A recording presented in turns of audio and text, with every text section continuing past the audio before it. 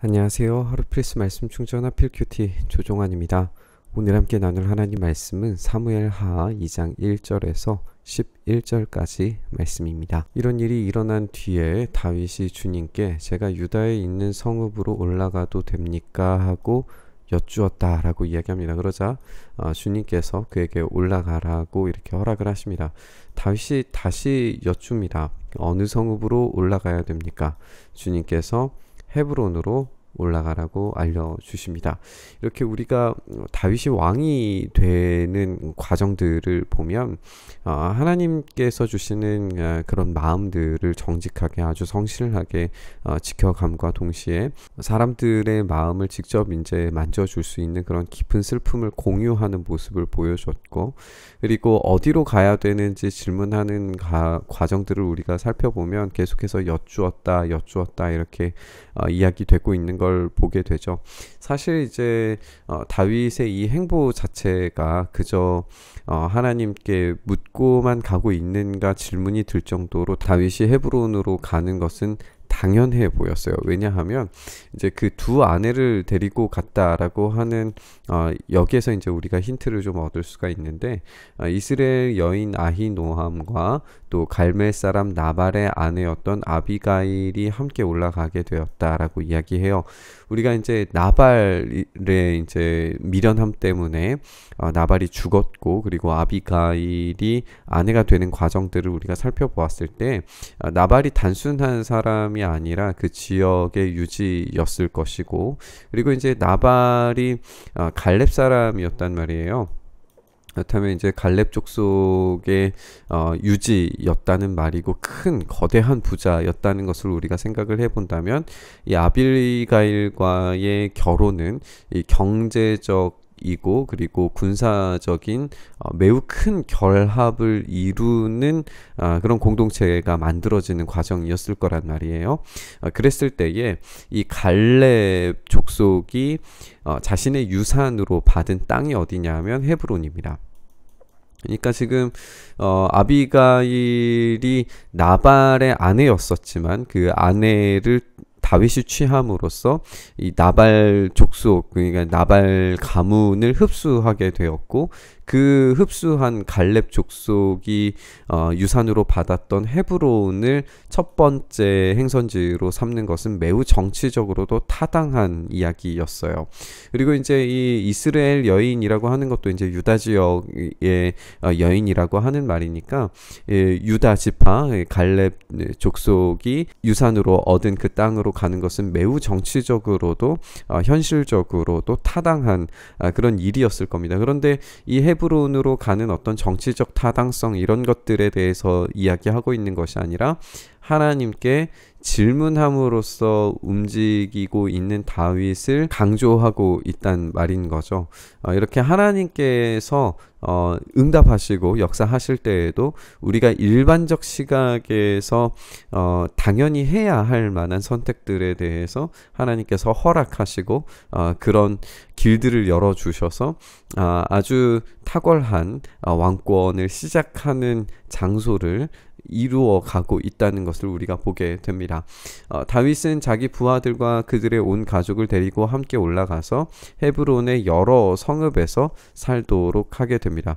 그래서 이제 이 지역에 영향력들을 미치고 있는 것을 보게 되죠. 그래서 이 지역의 영향력들을 미치게 될 만한 조합이다 보니 경제적이고 또 군사적인 탁월한 영향력을 미치는 공동체가 지금 헤브론으로 오게 되니 유다 사람들이 찾아와서 그곳에서 다윗에게 기름을 붓게 됩니다. 근데 우리가 이제 기름을 붓는다라고 하는 것은 필연적으로 이것이 인간적 방식으로 왕을 세우는 것이 아니라 이 선지자와 왕을 그리고 제사장을 세우는 데 있어서 기름을 사용하기 때문에 이것은 하나님께서 허락하신 왕이라는 것을 재확인하는 것으로 우리가 볼 수가 있죠. 그렇게 유다 사람들은 이 경제적, 군사적 공동체가 헤브론 땅에 머물면서 하나님께서 허락하신 왕으로서 인정하는 그런 장면을 보여주게 됩니다. 그래서 유다 사람의 왕으로 삼게 돼요. 아직 이제 이스라엘 전체를 다스리는 왕은 아니지만 이렇게 천천히 하나님께서 이 왕으로 삼아 가시는 과정들을 질문하고 응답받는 상황 가운데에서 하나님께 탁월한 것들을 선물로 받음으로써 이 왕 위에 오르는 과정들을 치러내고 있다는 걸 보게 됩니다. 이때 이제 사울을 장사지는 사람들인 이 길르앗 야베스 사람들에 대한 이야기를 다윗이 듣게 됩니다. 이 다윗이 듣고 난 다음에 길르앗 야베스 주민에게 사절을 보내는데 이렇게 이야기를 해요. 야베스 주민 여러분이 사울 왕의 장례를 잘 치러서 왕에게 의리를 지켰으니 주님께서 여러분에게 복을 주시기를 바랍니다. 여러분이 그러한 일을 하였으니 주님께서 여러분을 친절과 성실로 대하여 주시기를 바랍니다. 라고 이야기합니다.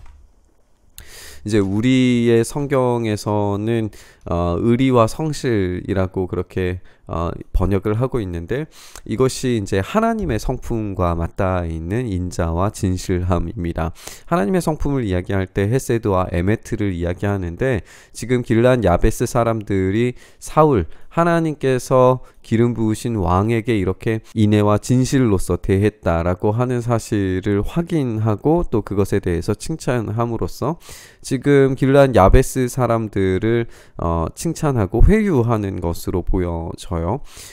사실 길르앗 야베스 사람들은 사울에게 충성적인 사람들이기 때문에 길르앗 야베스 사람들이 다윗 편에 들 것이 아니라 이제 또 보겠지만 이스보셋이 이스라엘의 왕이 되는 사울의 이제 아들이기 때문에 이스보셋에게 가는 것이 일반적 판단으로서는 더 맞아 보이는데 지금 이 길르앗 야베스 사람들이 어떠한 판단을 하는지 어떤 대답을 하는지에 대해서는 나오지 않지만 어쨌든 다윗이 지금 하는 이야기가 나도 여러분들을 잘 대접하겠으니 이 사울 임금님은 세상 떠나셨지만 유다 사람이 나에게 기름 부어서 왕을 삼았기 때문에 여러분도 낙심하지 말고 용기를 내시길 바랍니다 라고 이렇게 이야기하고 있어요. 근데 여기에서는 우리가 조금 더 의역된 것보다는 직역한 문장을 좀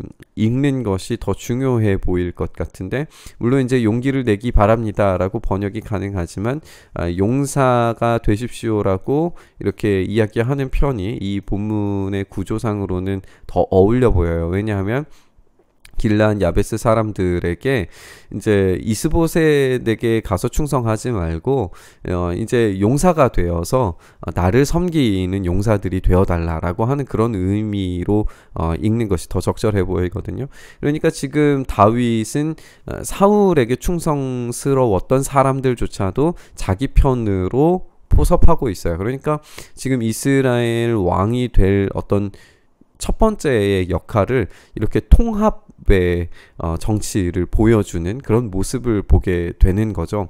정치적으로도 굉장히 뛰어난 판단이었겠지만 다윗이 생각했을 때에 어떤 친밀감 또 충성적 조직들이 어떤 사람에 충성하고 사람에게 헌신하는 것이 아니라 하나님께서 기름 부으신 이 하나님께서 세우신 왕 그러니까 그 진실과 진리에 따라서 당신의 충성과 헌신을 나타내는 것이 더 옳다라고 이야기하는 다윗의 관점, 이 왕에 대한 관점을 우리가 확인을 해볼 수 있는 겁니다. 그와 반면에 이 넬의 아들 아브넬 또 사울의 군대 사령관이라고 소개되는 이 아브넬이라고 하는 인물이 등장을 하죠. 아브넬은 이제 사울과는 삼촌 관계라고 우리가 이해가 되고 또 아브넬이 군대 사령관으로서 사울을 제대로 보필하지 못했다라고 하는 핀잔을 들었던 인물이라는 것을 우리가 알고 있어요. 사무엘상 읽어왔던 그런 본문들을 확인해 보면 아브넬은 탁월한 인간이 아니라 기회주의자적인 그런 인간이었음을 우리가 알고 있어요. 여기에서도 이제 마찬가지의 이야기를 보여주는 것 같은데 그가 사울의 아들 이스보셋을 데리고 마하나임으로 갔어요. 그리고 거기에서 아브넬은 이스보셋을 왕으로 삼아서 길르앗과 아술과 이스르엘과 에브라임과 베냐민과 온 이스라엘을 다스리게 합니다. 사실 이제 사울의 삼촌이었기 때문에 자기가 직접 왕이 될 가능성도 있지 않았을까 생각을 해보게 되는데, 이스보셋을 이제 왕으로 삼아요. 사울의 아들이기 때문에. 그러니까 사울의 아들을 왕으로 삼기는 하지만 실제의 권세는 아브넬이 가지고 있었다는 것은 뻔한 이야기인 거죠. 이렇게 사울에게도 충성하지 않았던 이 아브넬이었다면 오늘 이 장면에서도 이스보셋을 왕으로 삼았다라고 하는 이야기만 나오지 어떠한 이스라엘의 왕의 정당성을 보여주는 기름 붓는 행위 같은 것은 존재하지 않아요. 하나님께 질문하는 것 존재하지 않습니다. 그러니까 이렇게 아브넬은 자기의 생각과 자기의 뜻대로 자기가 어떤 왕적인 권세를 누리는 정치적 수단에 따라서 왕을 세우고 있다는 것이 여실하게 보여지는 거죠. 이렇게 이스라엘의 왕이 된 이스보셋은 40살에 왕위에 오르게 됩니다. 2해 동안 다스리게 되고 유다 족속은 다윗을 따랐는데 다윗 유다 족속 왕으로 헤브론에서 다스린 기간은 총 7해 6달이 될 거예요. 우리가 함께 이렇게 살펴본 것처럼 다윗이 왕이 되는 과정들은 하나님께서 만들어 가시는 것이었습니다.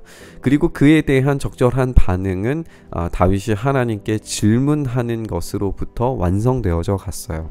그 기간이 헤브론에서만 7년 6개월 동안 머물러 있었음에도 불구하고 이 다윗은 하나님께 전적인 순종, 전적인 질문 앞으로 나아갔다라고 본문은 이야기하고 있습니다. 어떻게 보면 욕심을 낼 수 있을 만한 상황일 것도 같고 다윗의 인간적인 면모들, 정치적 술수들이 이 본문 가운데에서 군데군데 드러나 보이는 것 같기는 하지만 여전히 이 본문이 주시하고 있는 것은 다윗이 하나님께 질문했을 뿐만 아니라 하나님께서 이스라엘의 왕으로서 세우신 자신의 정체성을 잊지 않고 사울의 세력조차도 자신의 영향력 안에 들어올 수 있도록 그런 화해와 통합의 작업들을 지속적으로 했다는 것을 우리가 확인을 해볼 수 있습니다. 이렇게 다윗이 화해의 작업 그리고 하나님께 질문하는 작업을 통해서 왕국이 세워져 가고 왕이 되어져 가는 것을 우리가 기억해보고 묵상하면서 우리 예수님의 사역이 이런 화해의 사역, 하나님과 친밀한 기도의 자리에서 교회가 세워지는 일들이었다는 것을 우리가 생각해 본다면 우리 또한 마찬가지로 화해와 통합 그리고 하나님께 끊임없이 질문하는 기도 가운데에서 완성되어져 가는 그런 교회의 모습들 그리고 우리의 삶의 모습들을 우리가 생각해보고 그런 삶을 살아갈 수 있는 용기를 달라고 기도해야 마땅한 것 같습니다. 오늘 본문 이렇게 묵상하시면서 우리의 삶의 그 통합의 삶, 하나님께 질문하는 삶, 그 영향력 안에서 하나님께서 세워가시는 삶을 우리가 기대하고 바라면서 묵상의 자리로 나아갔으면 좋겠습니다. 주님 그렇게 우리를 붙들어 주셔서 선한 영향력들이 흘러 넘쳐서 하나님께서 온전히 세워가시는 주님의 나라를 우리의 삶에서 경험하게 하시고 그렇게 우리가 끊임없이 주님께 질문하고 응답받는 삶으로 우리의 삶 전체가 만들어져 갈 수 있도록 은혜 더하여 주시옵소서. 이렇게 우리의 삶 붙들어 주시길 소망하며 우리 주님 예수님 이름으로 기도드리옵나이다. 아멘.